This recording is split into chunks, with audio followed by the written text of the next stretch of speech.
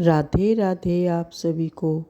अब अगर आप सही मार्ग में चलोगे तो एक तमाशा हमने देखा, कुआं में लग गई आग, पानी पानी सब जला, और मछली खेले हाथ। संतों का है एक तमाशा मैंने देखा। जब गुरु कृपा हुई,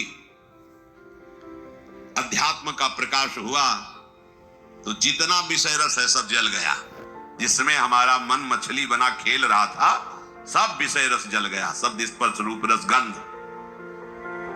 अब वो मन भगवदाकार हो गया। भला पानी जल जाने के बाद मछली फाग आनंद कैसे बना सकती? अब असली आनंद। एक तमाशा हमने देखा, कुआं में लग गई आग, पानी पानी सब जला, और मछली खेले फाग। ये परमानंद। अब तो मन परमानंद में निमग्न हो गया, क्योंकि विषय रस भस्म हो गया ज्ञानाग्नि से। देखो, हमको बिना अपने घर पहुंचे आराम नहीं मिलेगी। हमारा घर है वृंदावन धाम। प्रिया प्रीतम हमारे घर के मालिक हैं। समस्त प्रेमी जन हमारे परिवार के जन हैं। यही शाश्वत घर है, यही शाश्वत परिवार है। जब तक भटकना है भटक लो, विश्राम स्थल यही है, श्री वृंदावन विश्राम। इस घर में आने की जो राह है, उसके आसपास ऐसी लुभावनी वस्तु रखी गई है कि आप घर की तरफ से पीठ करके उन वस्तुओं की तरफ चल दें। देखो, ये अध्यात्म मार्ग है, बहुत समझना होगा।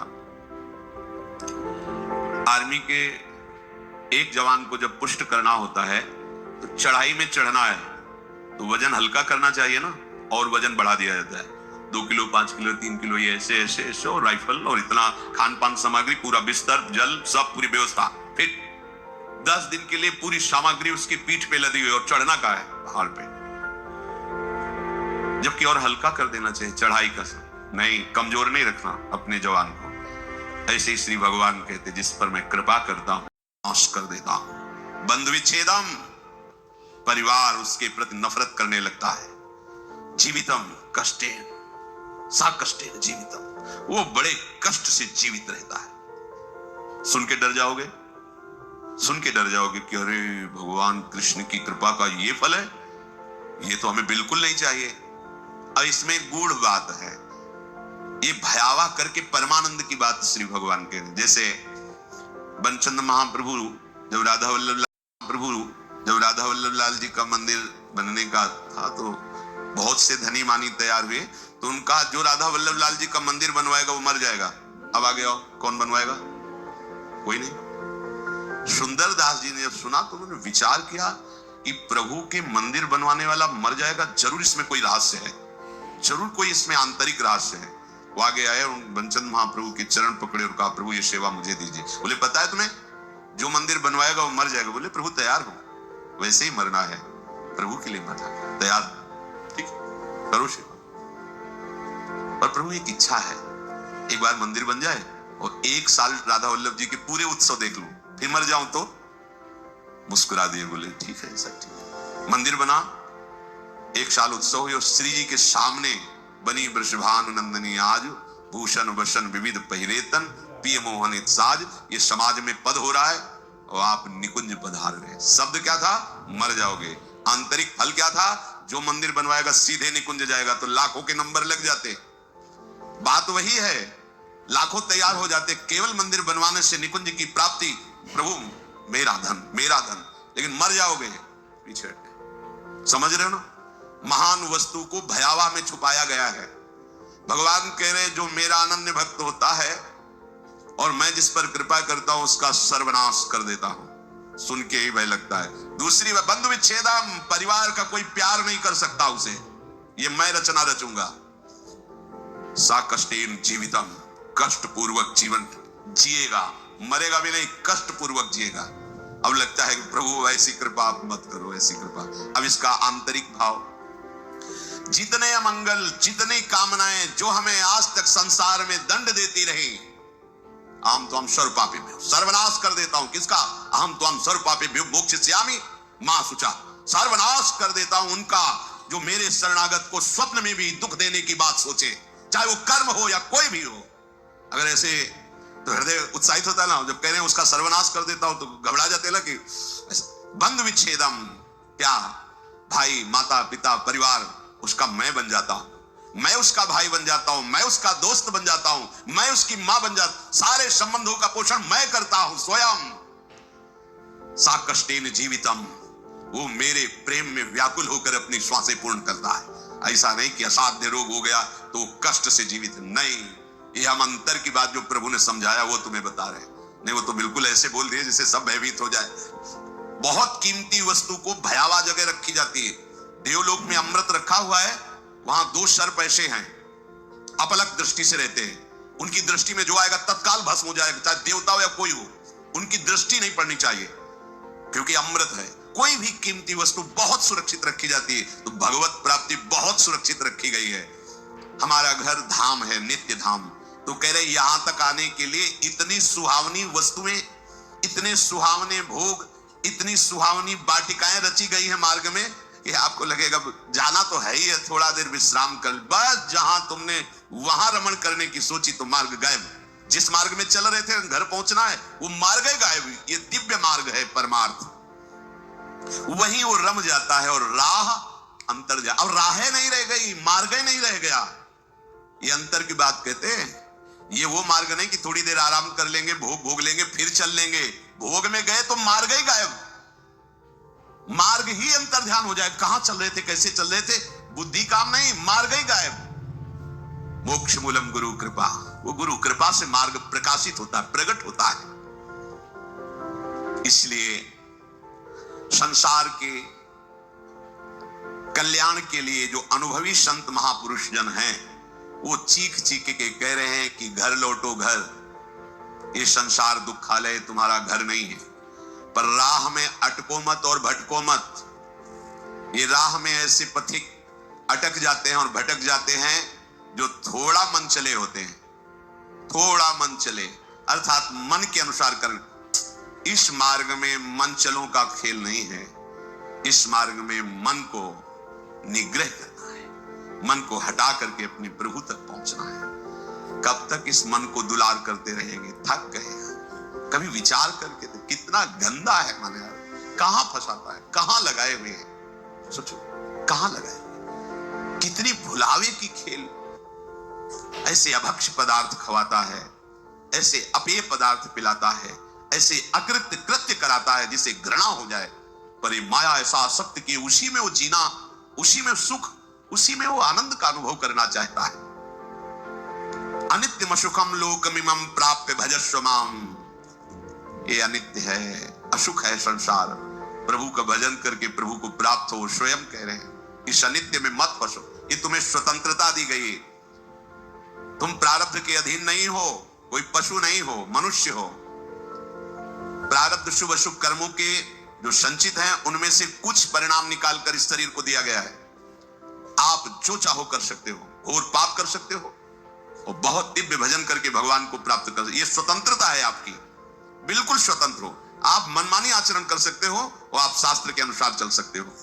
आप गुरु के वचन के अनुसार चलकर परमात्मा प्राप्ति कर सकते हो और मन के अनुसार चलकर दुर्गति को प्राप्त हो सकते हो। पूरी स्वतंत्रता है मनुष्य जन्म में। पर ध्यान रखो, ये शरीर क्षण भंगुर है, कभी भी नष्ट हो सकता है। संसार के चाहे जितने पदार्थ और पद समेट लो, तुम्हें कभी शांति नहीं मिलने वाली। देखो, आप लोग तो कुछ ही लोगों से मिलते हैं।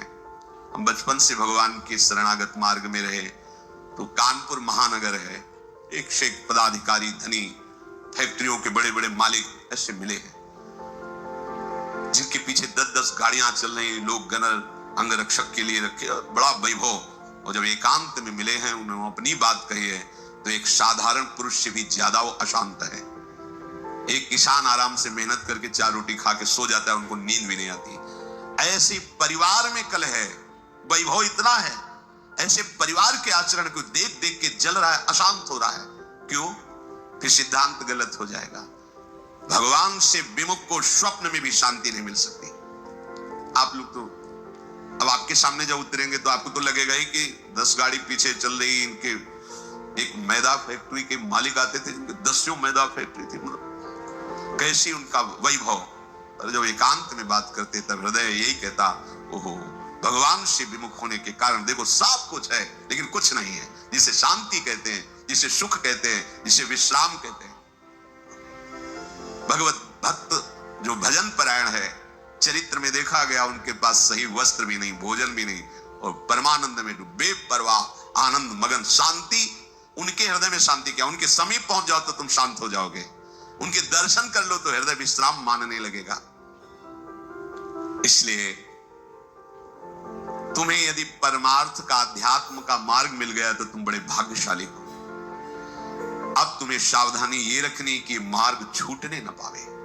अध्यात्म मार्ग बहुत बड़ी कृपा से मिलता है। ये हम लोग अज्ञानी हैं, पाए रतन चीन्ह्यो नहीं, दीन्हो करते ढाल।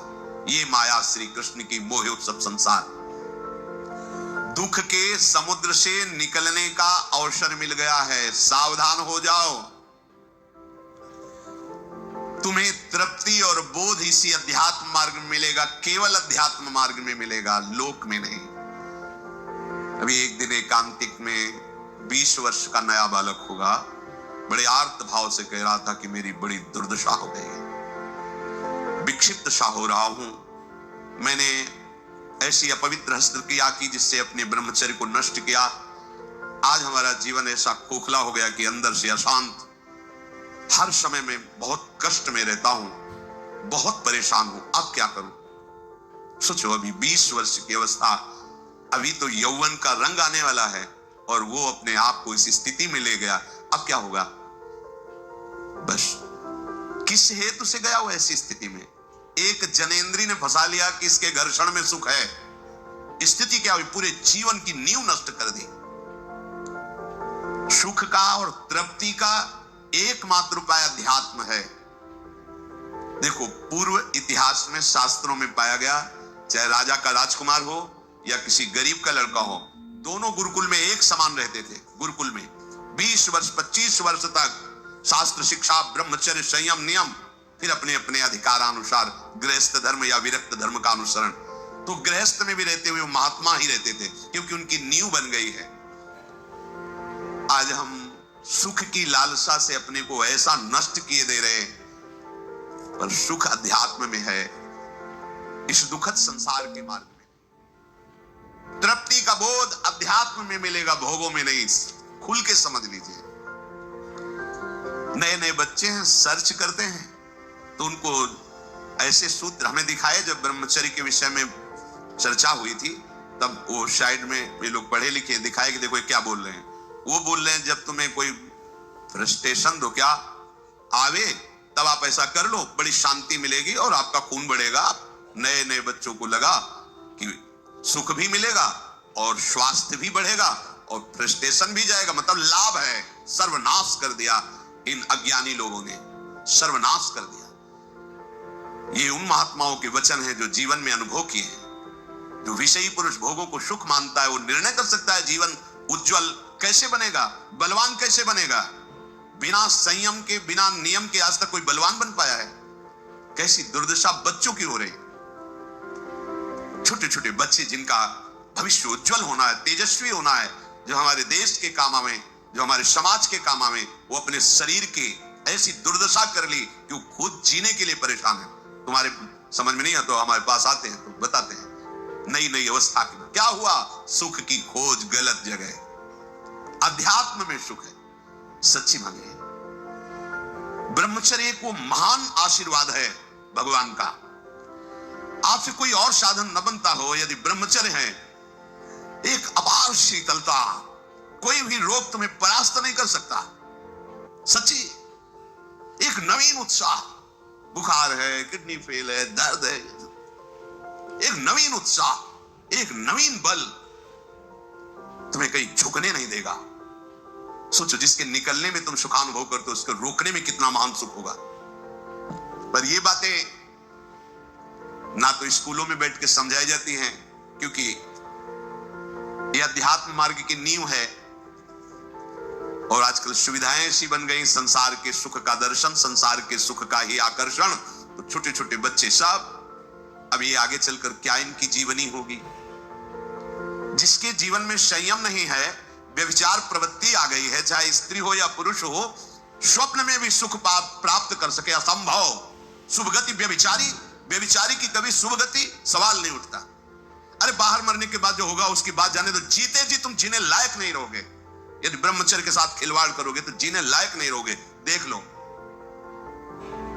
परिणाम आपको वंचित करने वाला होता है। मान जाओ, मान जाओ, ये खिलवाड़ बंद करो। गृहस्थ धर्म में शास्त्र आदेश है संतानोत्पत्ति के लिए। बार बार हम प्रार्थना करते हैं, यदि आप कुछ वर्ष ब्रह्मचर्य रहकर नाम जप करें, फिर संतानोत्पत्ति की सेवा भगवान की सृष्टि वर्धक, तो आप देखेंगे आपका पुत्र तेजस्वी, बलवान, बुद्धिमान, धर्म का पालन करने वाला। जब आप ही बेविचारी हैं तो आपकी संतान क्या होगी? आप ही धर्म भ्रष्ट हैं, आप क्या प्रकट करेंगे? जहां मां की महिमा का वर्णन किया जाता है, पहला पद इस सृष्टि में सबसे बड़ा मां का है। एक सन्यासी भी जब मां को देखता है तो दंड सहित साष्टांग दंडवत करता है। पिता उसको साष्टांग दंडवत करता है, लेकिन मां को वो साष्टांग दंडवत। मां के सामने कोई दूसरा पद नहीं, सबसे पहला पद। जब हमारे पवित्र आचरण नहीं होंगे तो हम क्या अपने बच्चों को शिक्षा दे देंगे? क्या उनको आगे बढ़ाएंगे? अध्यात्म का परिचय ही नहीं तो हम क्या बताएंगे?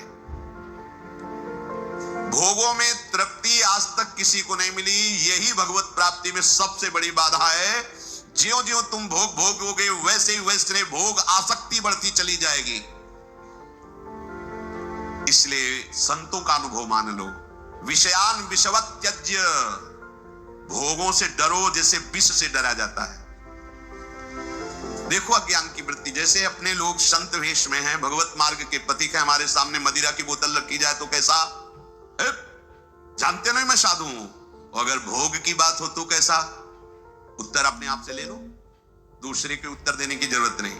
हमारे सामने मांस रखे तो कैसा? एकदम बिगड़ जाएंगे। त्याज्य घृणित वस्तु आसुरी भाव की हमारे सामने रखते हो।